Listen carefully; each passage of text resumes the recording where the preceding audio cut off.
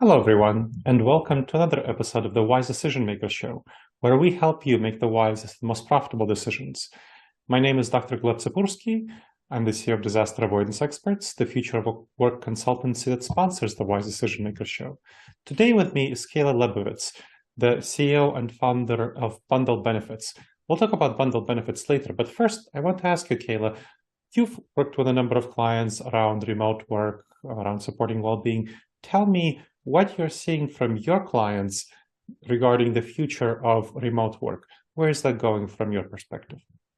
Yes, we're seeing a lot of changes that companies are starting to work on now to fuel like their 5-year workplace reimagined plans. Hmm. And I think it kind of boils down to a few different things. I think there's obviously changes in how people are working. There's no more like the 9 to 5 that everyone works. You're finding people are working the schedules that work for them as long as they can be in the meetings they need to be in and get their work done, be productive. It's based less on FaceTime and more on, are you getting the work done? Are you collaborating with Mhm. your peers? Are you being involved in what you need to be involved in? So definitely seeing the changes in how people are working and it being more acceptable to go pick up your kids in the middle of the day or take Mhm. care of something personal or well-being during the day. Again, it's more results driven.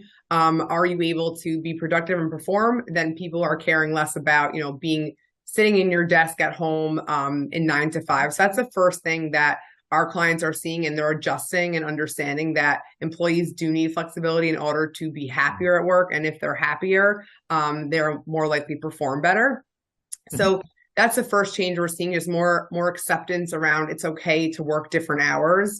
The second is we're hearing a lot of them talking about how the CHRO at companies is becoming more and more vital to the success of a company. Mhm. We speak to clients all the time and they say it's crucial for CHROs to work with the C-suite to drive the change needed at the company. Yeah. If CHROs aren't part of the executive suite, if they're not being included in future strategies of the company, that's a bad sign because, again, the future of work is so much about the future of people. And you need to have those CHROs who have the experience, who have the skill set to think about the people part of the equation. And there's one of our clients had a great line where they said, if a CHRO isn't being considered as a potential successor to the CEO, that's a problem. And that really Yeah. resonated with me because CHROs, because of the pandemic, because of the future of work, they really rise to the top. And their skill sets, their strategies, their mindset, and their ideas Mhm. matter. They always mattered, but now they matter even more. Yeah. So I think you're seeing a lot of changes about how the HR teams are thought of at companies. And the last thing I'll just say is I think that as people think about the future of work and about well-being and professional development and all the things that help Mhm. employees perform, feel connected, and be productive, I think you're seeing a lot of clients as they think about the benefits that provide to come to their employees. How can they provide more curated choice? There's not a one size fits all. Mhm. You can't just give everyone like a mental therapy app or a meditation app and say you Mhm. solve the well-being burnout problem at your company. You need to give lots of solutions because there's so many generations in the workforce, and how can you cater to those different generations? The answer is Mhm. giving them choice, giving them personalized options. I'm not saying you have to give them a buffet of options, but more than just one solution for their well-being, for their professional development, because everyone, burns out and addresses their burnout differently. Everyone professionally develops differently. So I think having curated choice in ways you can support your employees is extremely important. Let's circle back to the second point you made about the CHRO. Now, I helped 21 companies transition to figuring out the permanent future work arrangements. And what I'm inevitably seeing when I'm going into a company and helping them out is that the CHRO tends to be at the forefront of thinking about the future of work. And they tend to be much more flexible and much more visionary about adopting remote work. And they see, okay, this is really what the talent needs.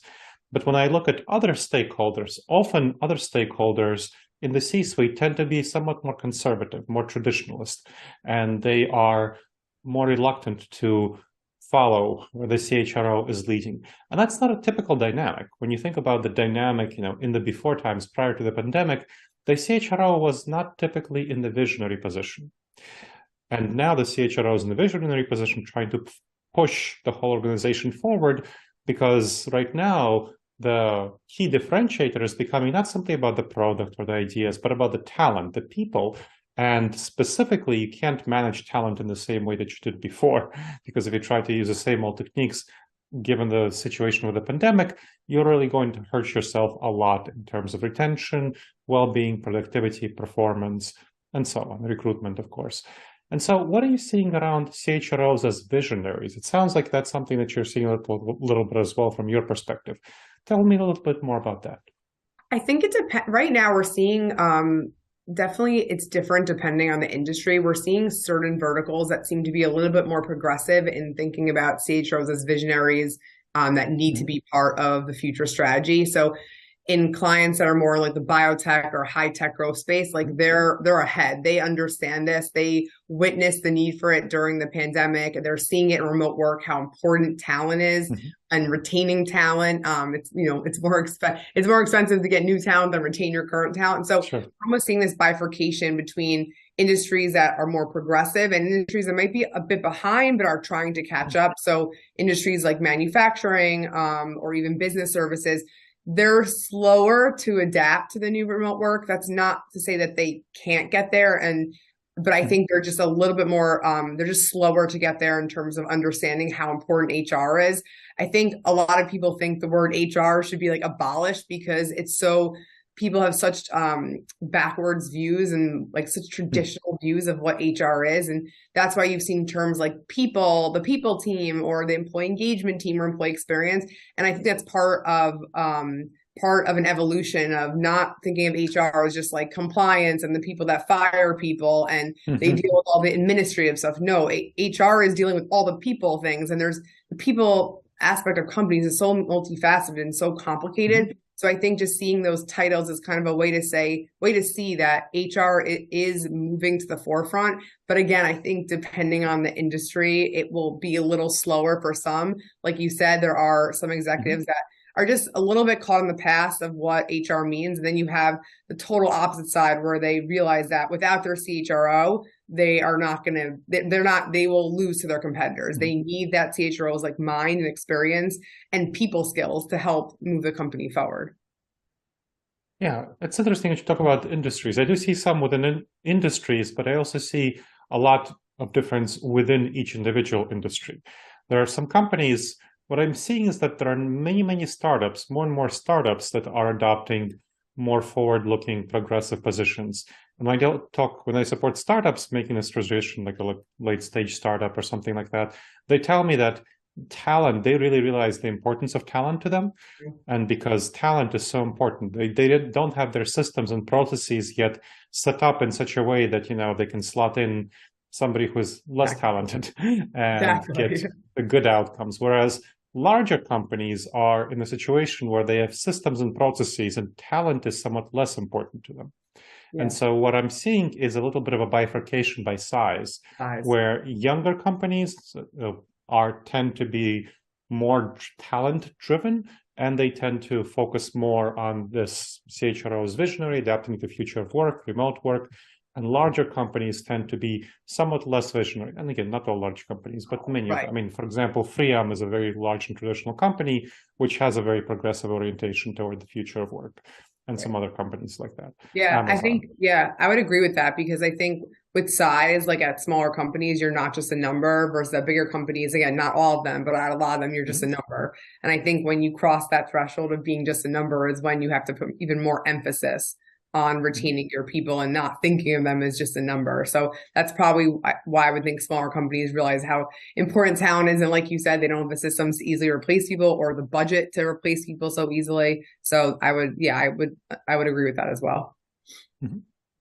Now, I want to go back to your third point about well-being. So let's talk a little bit more about that, supporting the well-being of remote workers. Now, there's a lot of discussions about burnout, hybrid work, remote work, what's happening. A lot of leaders have the misconception that remote workers are more likely to burn out than in-office workers. But that's not all what the studies show. The study research pretty clearly shows that in-office workers doing the same tasks are more likely to burn out compared to workers who work some or full-time remotely.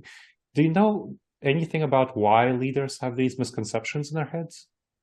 I think that my like initial reaction is I think that people who work remote are in some ways expected to be on all the time. So when you're in office, you technically you leave and people think like you stop working, but that's not true anymore. I think that people are working when they get home, they're not turning off.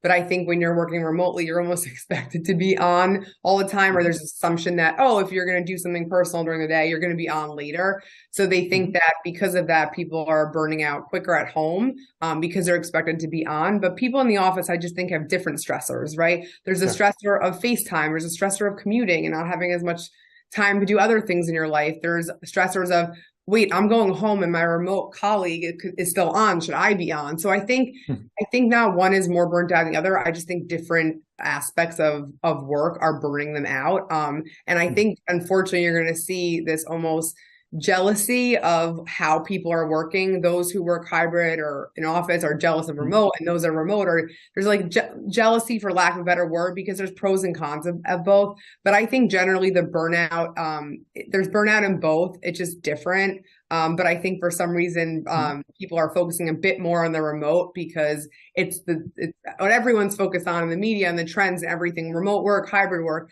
But like, they're almost forgetting like in office is stressful too. Like we all used to work in office, or a lot of us did. And there's just different stressors that lead to burnout. So. Yeah, there's definitely, I mean, when you look at surveys and when you look at research, peer-reviewed research of all sorts, you can pretty clearly see that people doing the same job, same role, are more burned out when they go to the office because of the commute, because of FaceTime, like you said. So yes, there's definitely clearly more burnout. I think it is a misconception on the part of leaders that remote workers are more burned out. And the remote workers don't have to suffer for the 2 hours of the commute. Exactly. That's definitely good. They don't have to suffer through, putting on fancy clothes and, having a sad desk lunch and so on, being on all the time. And especially if anything, in office employees, like if anything, you might be less productive because you're like seeing other colleagues and talking, and you almost have to make up for the work later on. So there's pros and cons of both. No, there's no question that remote workers are more productive on average. So there's, I think, ranging, depending on the industry, it's 5 to 15%. People are more productive doing remote work because they don't have to do the commute. So you're not wasting a lot of time. People are willing to do work some time on that, and they're less distracted. They have to much more focused work. Exactly. Now, despite the fact that remote workers are less burned out, have less problems, it's still important to support their well-being. So tell me a little bit about how you're finding that your clients are intervening to support the well-being of remote workers. Definitely. So they're doing a lot of listening. So they're not just doing like an employee survey once a year. A lot of them have like focus groups that meet quarterly. They're talking to their different ERGs. They're trying to get a more diverse perspective on well-being at their company and what people need. And what they're finding, again, like more generally, is that there's no like cookie cutter, one size fits all approach. They have very different generations in the workforce who have very different needs. And so they're realizing that just offering like a gym membership or a meditation class or whatever it is, like that's not going to cut it. They have to offer opportunities and benefits that actually promote a range of total well-being. And they can't just implement something and then not look back. They have to constantly evaluate, are people using it? Is it impacting them the way we want? I think when you see companies just implement and then walk away is when you see things not really taken up as much. It's the clients that are really helping to promote it, understanding how employees are using it. Are they benefiting from it? Those employers that are more involved continually through the process are the ones that we're seeing well-being offerings more successful. And again, they don't have to be the same thing every year. They need to be updated and changed and adjusted.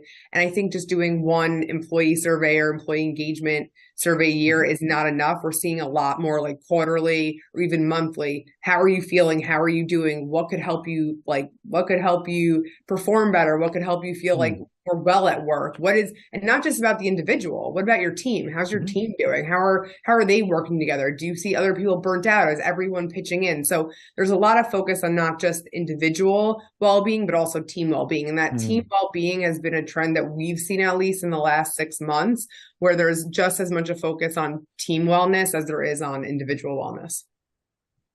Now, how do CHROs and others who actually care about employee well-being make the business case for it? So how do they come to the rest of the C-suite? How do they make the claim that, hey, this is actually important for us to care about? It's really hard, honestly. I don't think there's one right answer. I think we focus a lot on like retention and development. Like, is this benefit? We ask questions and surveys to then give back to employers. Like, how did this wellness experience or offering actually impact you? Like, what did it help reduce anxiety? Did it help reduce stress? Did this well-being, professional development is also considered well-being.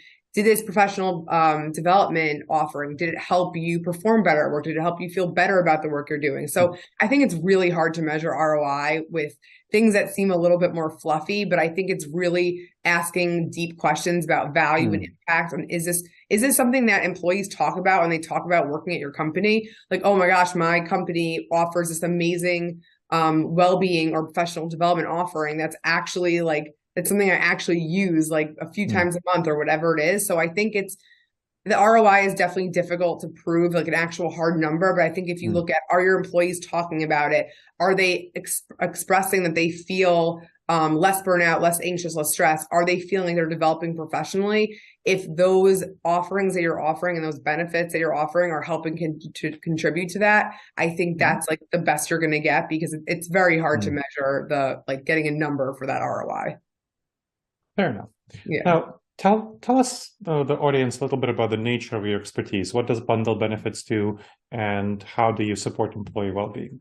Sure. So Bundle is a employee well-being and professional development solution that's completely virtual, can be accessed anywhere by any employee, no matter where, how they work. We basically offer a very simple and customized solution for organizations to invest in their employees' overall well-being, whether that's, again, like wellness, professional development, even family support. And we're all about helping to increase employee productivity and development. So how we do this is we offer thousands of one-on-one and team sessions where you learn from experts on a live interactive video call. And you're basically, learning, practicing, getting real-time feedback. So nothing is pre-recorded, nothing's on demand. It's all live and interactive with experts. And our session topics span a lot of different categories.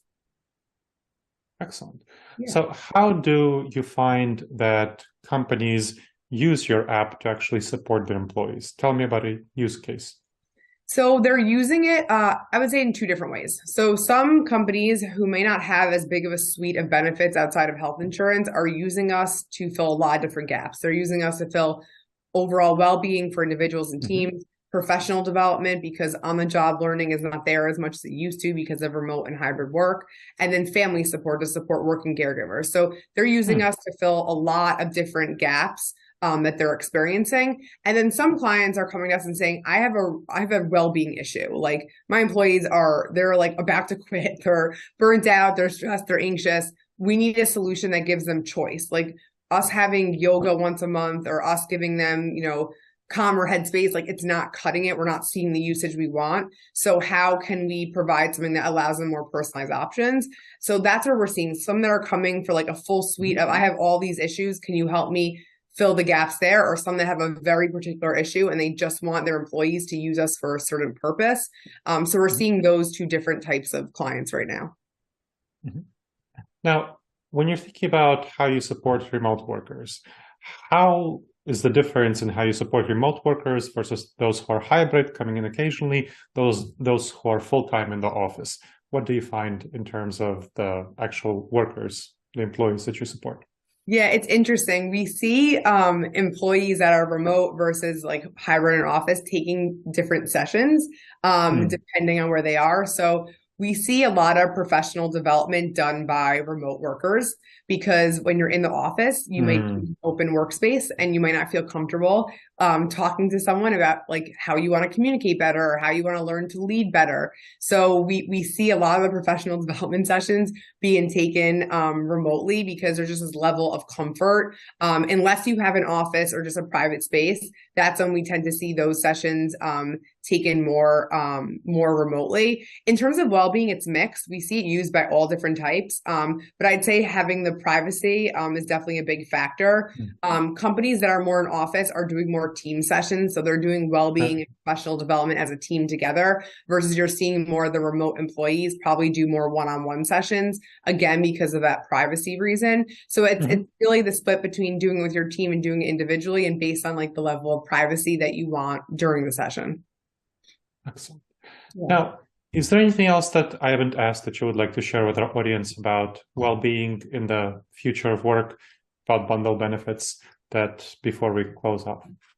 Yeah, no, I just say that I think we're in a really interesting time. I think now that we're moving post-pandemic, there's so much opportunity. I think the pandemic was a catalyst for a lot of things that would have probably happened a lot slower than they did. So I think the next like 5 to 10 years are very exciting. I think that there's going to be lots of interesting, not only companies offering different offerings, but also clients doing really interesting things like bringing the CHRO to the C-suite or providing more flexibility. But I think that we still have a lot to learn. I think a lot of it's not determined. So I think it's a really exciting time, and there's a ton of opportunities for employers to work with employees to help them be more productive and well at work. So I think it's a very exciting time right now. Excellent. Well, thank you very much for sharing this with our audience, Kayla. Yes, thank you for having me. I appreciate it. You're welcome. And thank you to the audience for checking us out. We always appreciate you listening and watching the Wise Decision Maker Show. Please make sure you subscribe to it wherever you check this out, and leave a review. We'd love to hear what you think. It helps us make the show better, and it helps other people discover the show. And please recommend us to your family and friends as well. I look forward to seeing you in the next episode of the Wise Decision Maker Show. In the meantime, the wisest and most profitable decisions to you, my friends.